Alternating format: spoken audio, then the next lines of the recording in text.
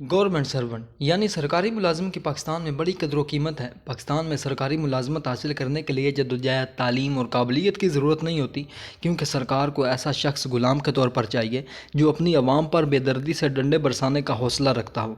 Police सिपाही से लेकर IG तक हर शख्स फर्माबरदार मुलाजिम बनकर अहकामात की फर्माबरदारी में लगा है।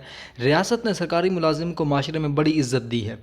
रियासती इदारों और उनके मुलाजमीन को अपने मफादात और मकासद के लिए इस्तेमाल करने के लिए हुक्मरान तबके मरात, पेंशन और तनख्वाहों में इजाफा करते हैं। मरात यानी खसूसी रियायतें, तालीम, हस्पतालों में मुफ्त इलाज, फ्री बिजली, फ्री घर, फ्यूल, गार्ड, गाड़ियाँ वगैरह, ताकि ये हुक्मरान तबकों के खिलाफ बगावत न करें।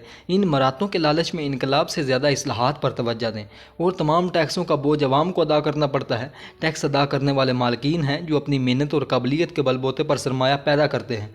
किसान खुराक पैदा करते हैं तो मजदूर फैक्ट्रियों कारखानों में काम करके मसनूआत की तैयारी में हिस्सा लेते हैं।